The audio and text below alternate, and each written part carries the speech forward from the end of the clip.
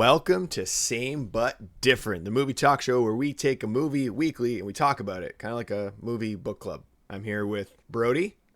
Hi, hey, happy holidays, Merry Christmas. There he is. This will be the final movie of the year for us. Oh no. Together, I guess. I might do one. Brody's going on vacation. My camera is doing all sorts of things lighting-wise. Brody's camera is on the fritz again. It looked so good. I was so happy with it, and then all of a sudden it's blue. This week, our final movie of the year, we watched Netflix original Carry On. Carry on, Taron Egerton. Nice. Thanks. Also starring Jason Bateman and his wife, Sophia Carson. Yes. And this movie has been hailed as a great Netflix thriller action and possibly will scratch that Die Hard itch for you. We're going to find out if it did it for us, starting with Brody's opinions. Bro, what'd you think? Did it scratch the Die Hard itch? Yes, you just got the itch. It was enjoyable. It was very reminiscent of a 90s thriller, which I really like, or even early 2000s kind of Speed or Phone Booth or something like that. It had a very nostalgic feel to the formula, which was fun. There was a lot that didn't necessarily work as well. I think Taron Egerton did a fine job. It's kind of odd for me to watch him because I think he did so much good so early in his career that now just seeing him in a run-of-the-mill Netflix original like this, I was like, oh, buddy. Did you think it was run-of-the-mill? I don't think there was anything special about it in terms of plot. I feel like, and this isn't necessarily a bad thing because it was just a standard action thriller. Just sit back, have fun, eat some popcorn. But it was as if like an AI script wrote the idea and the plot. Like it wasn't anything fancy. It's funny how nowadays, if we just regurgitate a plot from the 90s or 2000s that has been done a million times and is effective, it's an AI script. Jason Bateman was super fun as a villain. He was very charming. He had a lot of humor in his lines. I loved just the way they spoke with one another. Sophia Carson was horrible. She was horrible. Uh-huh. Speaking of AI, it's like she was AI generated. She just looked like a Kardashian and she talked. God, that vocal fry, she was not good. Yeah. Like that vocal fry. Exactly. I did not enjoy her at all. The guy in the van was fine.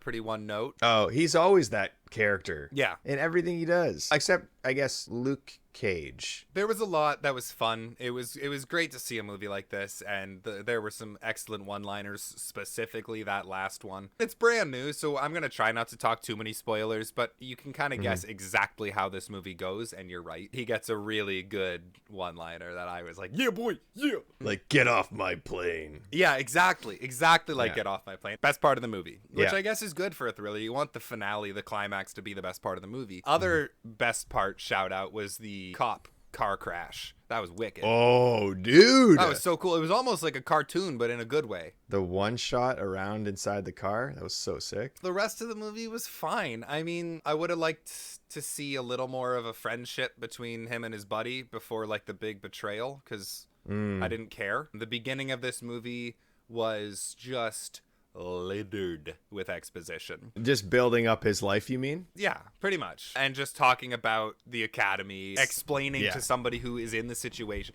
In real life, we're never like, what about cops? Remember when you went to cop school? Yeah. You don't talk to someone like that. And obviously movies need exposition, but this one had too much of it. And it was also delivered by Sophia Carson, so it wasn't good. Yeah. It was kind of the equivalent of, again, hearkening back to the 90s and 2000s, the equivalent of that one cop who's like, it's my last day of retirement. I'm going to do one more job. In that realm, they did throw a red herring with the best friend character who was like, oh yeah, we're doing this after my shift. I'm like, oh, okay, so he's fucked. And he wasn't. I feel like I had more to say. Just sit in silence with me for a quick second. Oh, here it is. Why the fuck did his coworker not hear a thing he was saying? Taron Egerton was talking to himself at his post the entire movie. His coworker 2 feet behind him. Oh, something fishy's going on with Ethan today. Open your fucking ears. He's literally, oh my God, dude. The fact that he walked around like because he was ex-military, they said, right? So he was walking around like, I'm going to find out what's going on. And like, he literally could have just listened. Yeah. Also, Jason Bateman being this meticulous, crafty I'm smarter than you kind of guy munching fucking chips on the phone. How easily do you want to get caught? Another really good scene I really liked when he was in the interrogation room or whatever you want to call it, and the door was wiggling and he had to defuse the bomb. That was good. Cutting the bomb off at 2 seconds left. Classic. I think it's so funny because the cliche was 1 second, so then people started doing 2 seconds to not be cliche, and now it's more cliche. Cut the bomb off at 12 seconds. It's still going to be intense. Yeah, if it starts off at 5 minutes. Right? A lot of bad. In just terms of building this movie, there was a lot of oopsie daisies going into it. But at the same time, I had fun. And there were plenty of scenes where I was like, fuck yeah. So yeah. I don't know what it is. It's such a simple thing. And maybe it's just the inner like boy action lover. The sentence started weird and it got weirder. Just watching the hero fucking sprint in an action movie is always just, how do they look so good? I look like a fucking idiot when I run. He looked dope sprinting. Yeah. It's a Christmas action flick. It's like in the spirit of Die Hard 2. It's certainly not on Die Hard 1 or Die Hard 3's level. It's hard because as a movie, I wouldn't give this a very good rating, but considering it's a Christmas action Netflix thriller, whatever. I gave it I was supposed to start with the rating. I did this again. I'm still going to give it a 7. Okay. That's not bad. What it is doesn't require it to be that good. I still had a lot of fun with this. I would certainly watch a sequel if that somehow came to fruition. So that's so sick. Because by the end of it, I looked at Victoria. I was like, what if this is a prequel to a Die Hard reboot? Oh, shit. And our new Die Hard main character is Ethan Kopech. It's set up that way. Kind of. Los Angeles Police Department, everything. Yeah. It's kind of is. As long as they keep the dash in between the two words, I think that'll be the connective tissue. Oh. Okay, that makes sense. Die dash hard. Jesus Christ. Okay, good review. I'm pretty much on the same level as you. I'm just going to hit some points that I feel like I need to say about it. The charm lies in the fact that it's very simple. It's very 2000s, late 90s action. Brings you back into that time era, and you're like, yes, there's a good guy, there's a bad guy, and we're racing against time. Great. Jason Bateman as the bad guy. At first, I was like, look at his goofy face. Yeah. But then I got pretty convinced that this was a terrifying person when he was just like, I will kill children. That's who you're dealing with. Yep. And I don't care. And just in a casual fashion, too. And he even said in his dialogue, like, I'm not a cartoon villain. And correct. He wasn't. It was a very intimidating, scary, real person. He might have the squarest jaw of all jaws ever jawed. And the bulbiest nose. Taron Egerton was fun to watch. I think he's so charismatic. Most of the movie, he just kind of looked worried. But as we got to the last 20 minutes, maybe 30 minutes, we started to see him evolve into a badass. And that's another thing that I kind of appreciated. We got that whole arc where you're a wimp, but by the end of the movie, you're totally awesome. However, this is one of the bads. Kind of a miscast as far as like calling him some weak scaredy cat person. This guy's built. When they had the fight in the bathroom, him and Jason Bateman, I was like, no chance Jason Bateman's ever landing a punch on this dude. The whole time I looked at him, I was like, this is Wolverine just running through the airport. Jason Bateman kept calling him that too. Weak. Yeah. Shut the fuck up. He's not weak. Sophia Carson, hated her as well. Couldn't stand when she talked, couldn't stand when she acted. When she is being chased by a very dangerous man with a knife through an airport, she decides to run into an empty parking lot.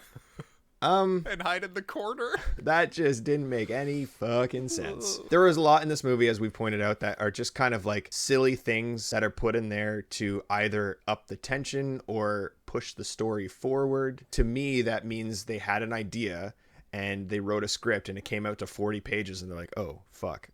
How do we stretch this out? They stretched it out too much because this would have been tight at 90 minutes. I also agree with the whole building the friendship. What he did was smart. And I was like, oh, cool. But I didn't, like you said, I didn't feel anything about it because I was like, yeah, he had to do what he got to do. Like, I didn't feel sad about that. I think I had all the points. Yeah, the car crash scene was amazing. So cool. I think the cop, she was amazing.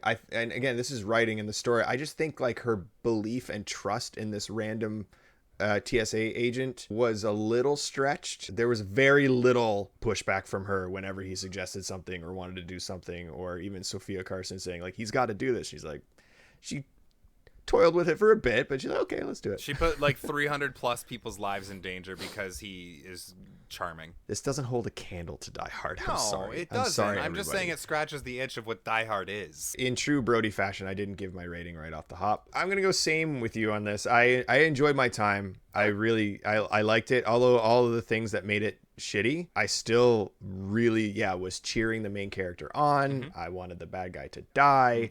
I was on the edge of my seat sometimes. 7 out of 10. It was a good time. It's better than Red One. That's all that matters.